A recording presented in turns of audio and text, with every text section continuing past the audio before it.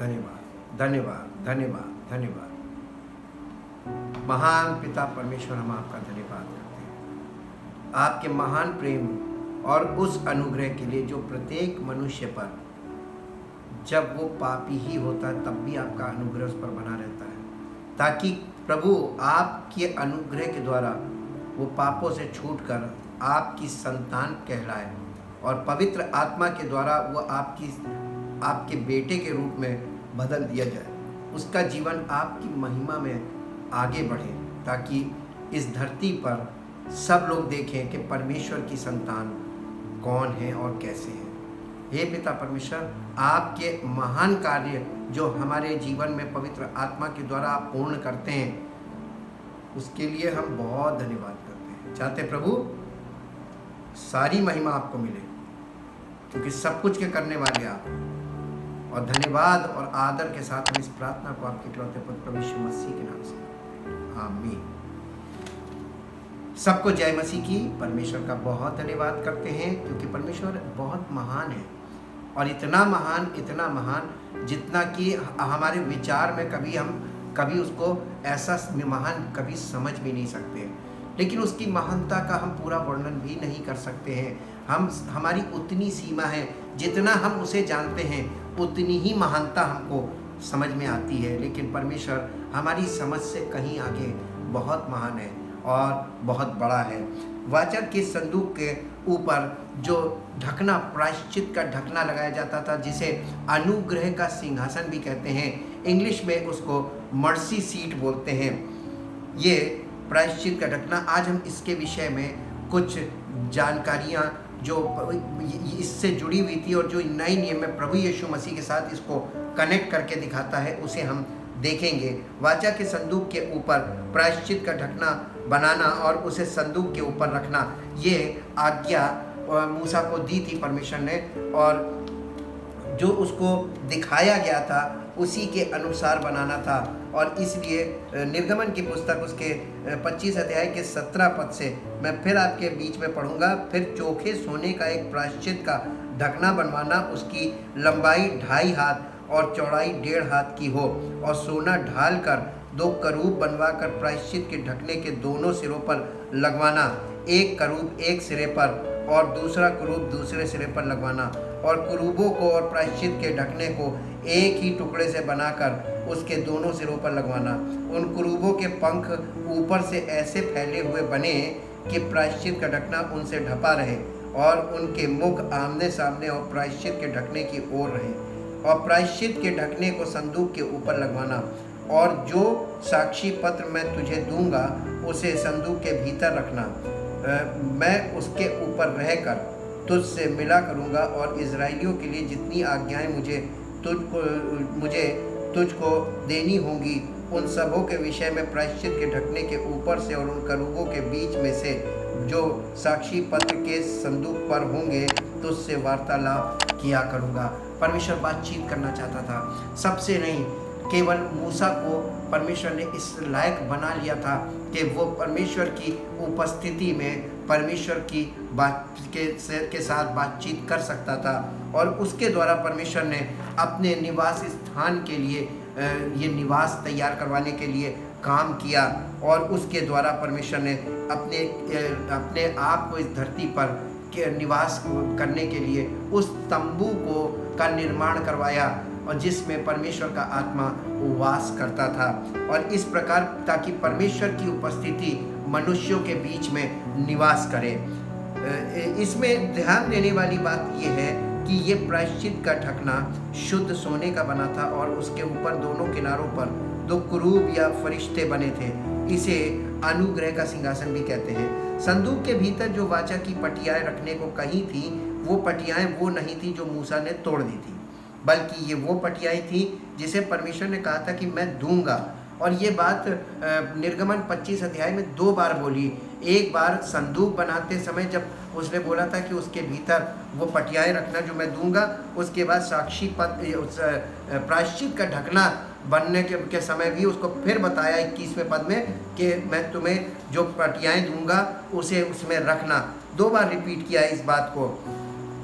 ये वो पटियाएं थी जो परमेश्वर ने दोबारा लिख कर दी थी मूसा को, और ये कहा था कि इसको वाचा के संदूक में रख देना।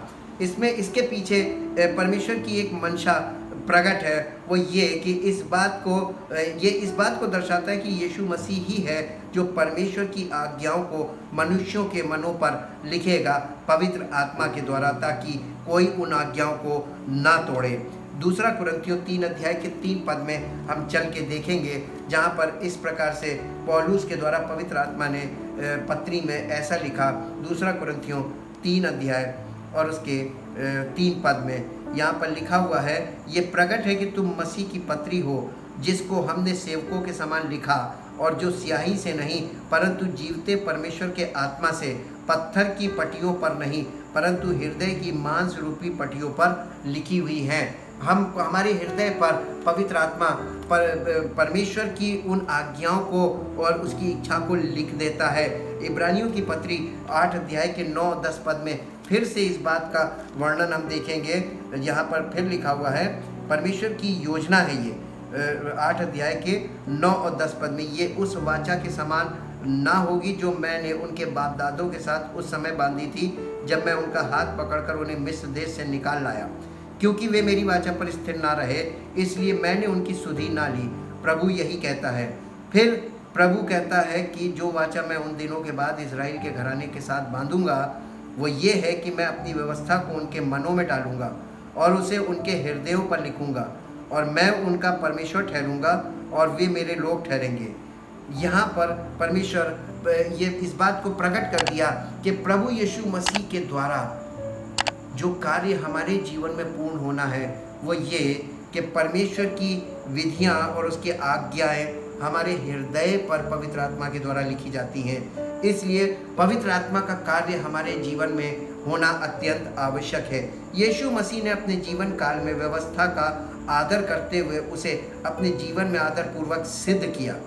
अपनी मृत्यु के द्वारा जो उसने सबके पापों के लिए बलिदान दिया, ये बलिदान हमारे पापों का प्रायश्चित था, जो उसने महायाजक के रूप में किया और अपने लहू को उंडेल दिया। इस प्रकार से वो हमारा अनुग्रह का सिंहासन भी स्वयं बन गया। इस प्रकार उसके बलिदान के द्वारा सब मनुष्यों पर अनुग्रह हो गया है। आज हर एक व्यक्ति, केवल यहूदी नहीं, केवल इजरायली नहीं, बल्कि हर एक व्यक्ति, चाहे वो किसी भी जाति का हो, वो उसके लिए प्रभु यीशु मसीह ने उसके पापों से छुटकारे के लिए वो बलिदान दे दिया, जो परमेश्वर के अनुसार ग्रहण योग्य था, जिसे परमेश्वर ने ग्रहण किया। और परमेश्वर की इच्छा आज हमारे और आपके जीवन से ये है कि हम उस बलिदान पर विश्वास करें और प्रभु यीशु मसीह को अपना उद्धारकर्ता और प्रभु स्वीकार करें। पहला यूहन्ना 2 अध्याय के 2 पद में इस प्रकार से लिखा, और वही हमारे पापों का प्रायश्चित है, अर्थात यीशु मसीह, और केवल हमारे ही नहीं वरन सारे जगत के पापों का भी। इसका मतलब अब कोई ऐसा व्यक्ति नहीं है जो छुटकारा ना पा सके, उद्धार ना पा सके। इसी के साथ पहला यूहन्ना 4 अध्याय के 10 पद में यहाँ पर इस प्रकार से लिखा है, प्रेम इसमें नहीं कि हमने परमेश्वर से प्रेम किया, पर इसमें है कि उसने हमसे प्रेम किया और हमारे पापों के प्रायश्चित के लिए अपने पुत्र को भेजा। ये स्पष्ट है कि परमेश्वर ने समस्त मानव जाति को उद्धार देने के लिए अपने पुत्र को इस हमारे संसार में भेजकर कार्य किया, और आज हम लोग उस पर विश्वास करके उसके कार्यों को हम अपने जीवन में ग्रहण करें। यीशु मसीह की मृत्यु के द्वारा परमेश्वरीय सिद्धि स्थापित हो गई, अर्थात परमेश्वर का प्रेम, अनुग्रह और दया, ये सब उस क्रूस पर प्रकट रूप से देखे जा सकते हैं। उस समय से लेकर यीशु मसीह के आने तक अपने आप को बलिदान होने तक इस प्रायश्चित के ढकने पर, अर्थात अनुग्रह के सिंहासन पर लहू छिड़का जाता रहा, जो इस बात को प्रकट करता था कि जब तक सिद्ध बलिदान पूरा नहीं हो जाता है, प्रतिवर्ष इजरायलियों को ये स्मरण दिलाने के लिए कि सब पापी हैं, तथा प्रतिवर्ष का बलिदान जो जानवरों का लहू होता था, उनका लहू इस अनुग्रह के सिंहासन पर छिड़का जाना उन्हें कभी भी अनंत छुटकारा नहीं दे सकता, केवल 1 वर्ष के लिए उन्हें अनुग्रह प्रदान कर सकता है, जो कि सिद्ध बलिदान तक के लिए आवश्यक था। वाचा के संदूक के ऊपर प्रायश्चित का ढकना लगा देने से ये परमेश्वर का सिंहासन बन जाता है, और यहीं परमेश्वर की आत्मा इस सिंहासन पर विराजमान रहता है। ये इस बात को प्रकट करता है कि प्रभु यीशु मसीह पापी मनुष्यों के लिए पापी मनुष्यों के बीच में परमेश्वर का निवास है, जिस प्रकार प्रभु यीशु मसीह पापियों के बीच में आया था। इब्रानियों की पत्री 10 अध्याय और उसके 1 से 7 पद तक हम देखेंगे यहाँ पर क्या लिखा हुआ है। 10 अध्याय के 1 से 7 पद तक इब्रानियों की पत्री में, क्योंकि व्यवस्था जिसमें आने वाली अच्छी वस्तुओं का प्रतिबिंब है पर उनका असली स्वरूप नहीं, इसलिए उन्हें एक ही प्रकार के बलिदानों के द्वारा जो प्रतिवर्ष अचूक चढ़ाए जाते हैं पास आने वालों को कदापि सिद्ध नहीं कर सकती, नहीं तो उनका चढ़ाना बंद क्यों ना हो जाता। इसलिए कि जब सेवा करने वाले एक ही बार शुद्ध हो जाते तो फिर उनका विवेक उन्हें पापी न ठहराता, परंतु उनके द्वारा प्रतिवर्ष पापों का स्मरण हुआ करता है, क्योंकि यह अनहोना है कि बैलों और बकरों का लहू पापों को दूर करे। इसी कारण वो जगत में, अर्थात यीशु मसीह के लिए लिखा है, इसी कारण यीशु मसीह वो जगत में आते समय कहता है, बलिदान और भेंट तूने ना चाही और मेरे लिए एक देह तैयार की, होम बलियों पाप बलियों से तू प्रसन्न नहीं हुआ। तब मैंने कहा, देख मैं आ गया हूँ, पवित्र शास्त्र में मेरे विषय में लिखा हुआ है, ताकि हे परमेश्वर तेरी इच्छा पूरी करूँ। यीशु मसीह उसकी इच्छा को पूरी करे। सिद्ध बलिदान यीशु मसीह स्वयं था और सिद्ध बलिदान परमेश्वर की इच्छा थी जिसे वो पूरी करने के लिए आया।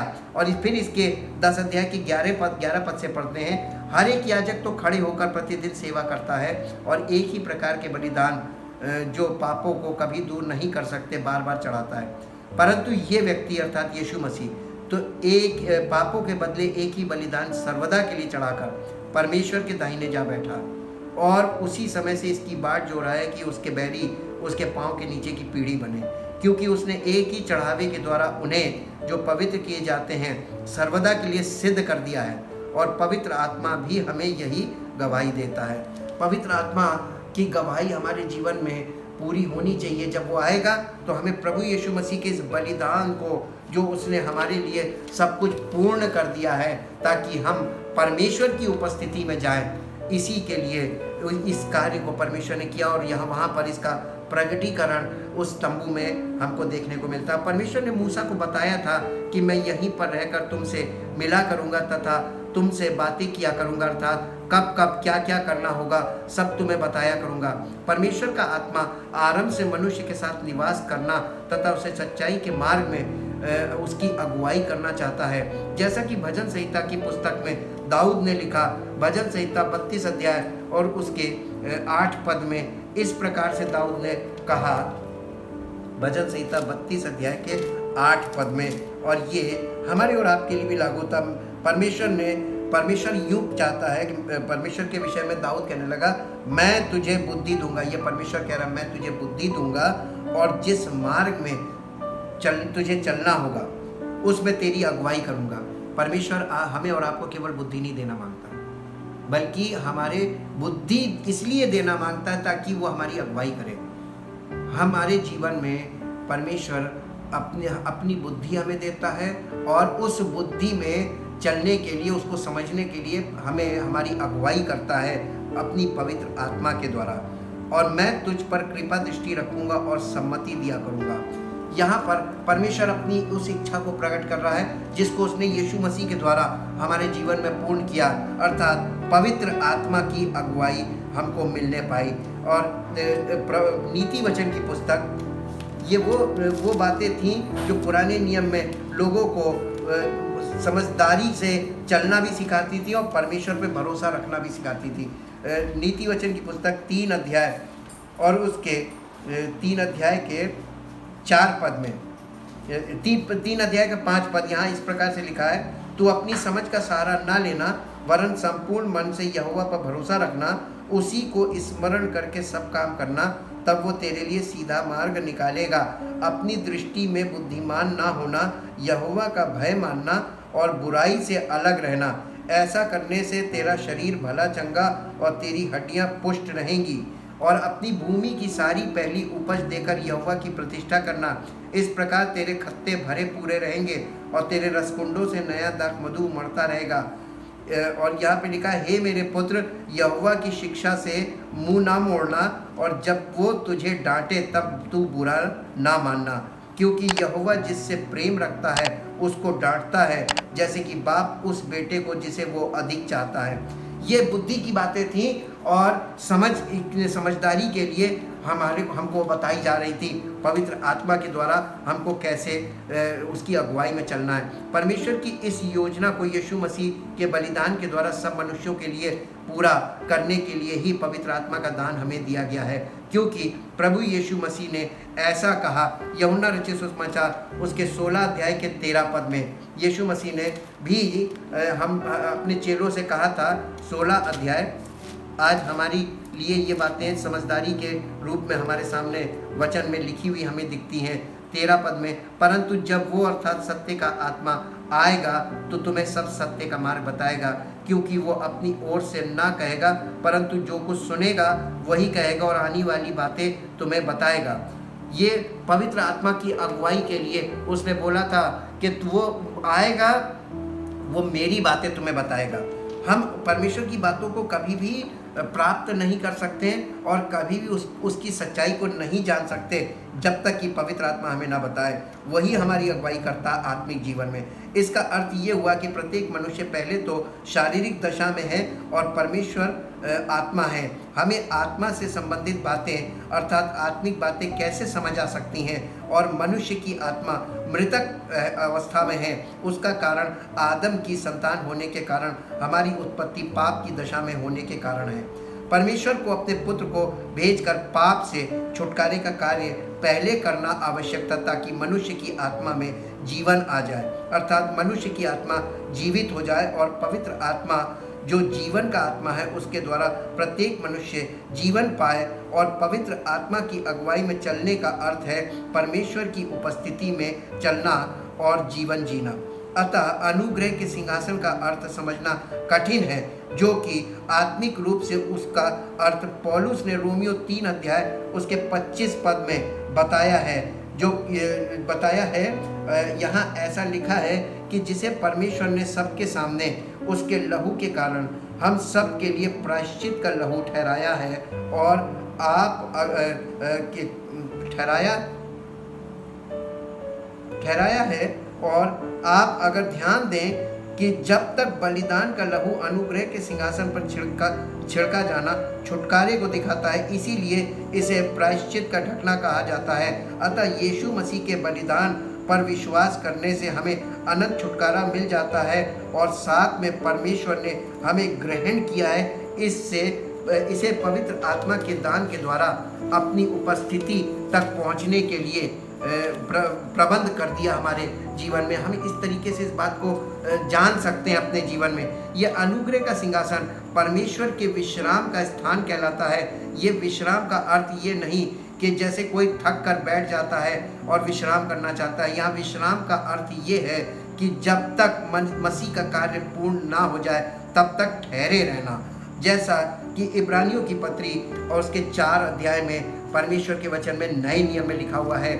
जो जिस विश्राम दिवस को परमेश्वर ने व्यवस्था में जोड़ा था, जिस विश्राम के दिवस के बारे में परमेश्वर ने बहुत जोर दिया था, उसका कारण ये था, उसको उस विषय को हाईलाइट करने का, उसको बहुत ज़्यादा महत्व देने का कारण यहाँ पे प्रकट होता है। जब आप इब्रानियों की पत्री में आ जाते हैं, इब्रानियों की पत्री के 4 अध्याय में हम देखेंगे, यहाँ पर 4 अध्याय के ऊपर हेडिंग मिलेगी, परमेश्वर के लोगों का विश्राम। इसलिए जबकि उसके विश्राम में प्रवेश करने की प्रतिज्ञा अब तक है, तो हमें डरना चाहिए। ऐसा ना हो कि तुम में से कोई जन उससे वंचित रह जाए, क्योंकि हमें उन्हीं की तरह सुसमाचार सुनाया गया है, पर सुने हुए वचन से उन्हें कुछ लाभ ना हुआ, क्योंकि सुनने वालों के मनों में विश्वास के साथ नहीं बैठा। परंतु हम जिन्होंने विश्वास किया है उस विश्राम में प्रवेश करते हैं, जैसा उसने कहा, मैंने अपने क्रोध में शपथ खाई कि वे मेरे विश्राम में प्रवेश करने ना पाएंगे। यद्यपि जगत की उत्पत्ति के समय से उसके काम पूरे हो चुके थे, क्योंकि 7वें दिन के विषय में उसने कहीं यूं कहा है, परमेश्वर ने 7वें दिन अपने सब कामों को निपटा करके विश्राम किया। और इस जगह फिर कहता है, वे मेरे विश्राम में प्रवेश ना करने पाएंगे। तब तो जब ये बात बाकी है कि कितने और हैं जो उस विश्राम में प्रवेश करें और जिन्हें उसका सुसमाचार पहले सुनाया गया, उन्होंने आज्ञा न मानने के कारण उसमें प्रवेश न किया। इसलिए वो किसी विशेष दिन को ठहराकर इतने दिन के बाद दाऊद की पुस्तक में उसे आज का दिन कहता है, जैसे पहले कहा गया, यदि आज तुम उसका शब्द सुनो तो अपने मनों को कठोर ना करो। क्योंकि यदि यहोशू उन्हें विश्राम में प्रवेश करा लेता तो उसके बाद दूसरे दिन की चर्चा ना होती। अतः जान लो कि परमेश्वर के लोगों के लिए सबत का विश्राम बाकी है, क्योंकि जिसने उसके विश्राम में प्रवेश किया है उसने भी परमेश्वर के समान अपने कामों को पूरा करके विश्राम किया है। अतः हम उस विश्राम में प्रवेश करने का प्रयत्न करें, ऐसा न हो कि कोई जन उनके समान आज्ञा न मानकर गिर पड़े। क्योंकि परमेश्वर का वचन जीवित और प्रबल और हर एक दोधारी तलवार से भी बहुत चोखा है और प्राण और आत्मा को गांठ गांठ और गूदे गूदे को अलग करके आर पार छेदता है और मन की भावना और विचारों को जांचता है। सृष्टि की कोई वस्तु से छिपी नहीं, वरन जिससे हमें काम है उसकी आंखों के सामने सब वस्तुएं खुली और प्रकट हैं। ये इसका अर्थ था। ये इस विश्राम, जब तक यीशु मसीह का कार्य पूर्ण ना हो जाए तब तक परमेश्वर का आत्मा वहाँ पर विश्राम कर रहा था और लोगों को विश्राम दिवस पर फोकस करना था, ताकि उन्हें अनंत छुटकारे के द्वारा वहाँ तक पहुँचने का अवसर मिले, ताकि जैसे परमेश्वर ठहरा रहा हमें और आपको, जब तक पवित्र आत्मा का कार्य हमारे जीवन में पूर्ण ना हो जाए, हमें विश्राम करना यानी ठहरना है, ताकि उसकी सामर्थ्य हमारे जीवन में प्रकट हो और उसका नाम महिमा पाए। ये बहुत आवश्यक कार्य था जो परमेश्वर हमारे और आपके जीवन में करना चाह रहा था। इस विश्राम के विषय में बताया गया है और पौलुस ने कलीसिया को पत्र लिखकर यीशु मसीह के पुनरुत्थान के विषय में ऐसा बताया। पहला कुरिन्थियों 15 अध्याय और उसके 12 पद से हम पढ़ेंगे। पहला कुरिन्थियों 15 अध्याय और उसके 12 पद से, जिससे हमारे जीवन में परमेश्वर की जो पुनरुत्थान है, जहाँ हमारा पुनरुत्थान लिखा 12 पद पे, 15 अध्याय के 12 पद में ऊपर हेडिंग है हमारा पुनरुत्थान। इसलिए जबकि मसीह का ये प्रचार किया जाता है कि वो मरे हुए में से जी उठा, तो तुम में से कितने कहते हैं कि वो मरे हुए का पुनरुत्थान है ही नहीं? यदि मरे हुए का पुनरुत्थान है ही नहीं तो मसीह भी जी नहीं उठा, और यदि मसीह नहीं जी उठा तो हमारा प्रचार करना भी व्यर्थ है और तुम्हारा विश्वास भी व्यर्थ है, वरन हम परमेश्वर के झूठे गवाह ठहरे। क्योंकि हमने परमेश्वर के विषय में ये गवाही दी कि उसने मसीह को जिला दिया, यद्यपि नहीं जिलाया। यदि मरे हुए नहीं जी उठते और यदि मुर्दे नहीं जी उठते तो मसीह भी नहीं जी उठा, और यदि मसीह नहीं जी उठा तो तुम्हारा विश्वास व्यर्थ और तुम अब तक अपने पापों में फंसे हो। वरन जो मसीह में सो गए वे भी नष्ट हुए। यदि हम केवल इसी जीवन में मसीह से आशा रखते हैं तो सब मनुष्यों से अधिक अभागे हैं। परंतु सचमुच मसीह मुर्दों में से जी उठा और जो सो गए हैं उनमें वो पहला फल हुआ। क्योंकि जब मनुष्य के द्वारा मृत्यु आई तो मनुष्य ही के द्वारा मरे हुओं का पुनरुत्थान भी आया। और जैसे आदम में सब मरते वैसे ही मसीह में सब जिलाए जाएंगे, परंतु हर एक अपनी अपनी बारी से, पहला फल मसीह और फिर मसीह के आने पर उसके लोग। इसके बाद अंत होगा। उस समय वो सारी प्रधानता, सारा अधिकार और सामर्थ का अंत करके राज्य को परमेश्वर पिता के हाथ में सौंप देगा। क्योंकि जब तक वो अपने बैरियों को अपने पांव के तले की ना ले आए तब तक उसका राज्य करना आवश्यक है। सबसे अंतिम बैरी जो नष्ट किया जाएगा वो मृत्यु है, क्योंकि परमेश्वर ने सब कुछ उसके पांव तले कर दिया है।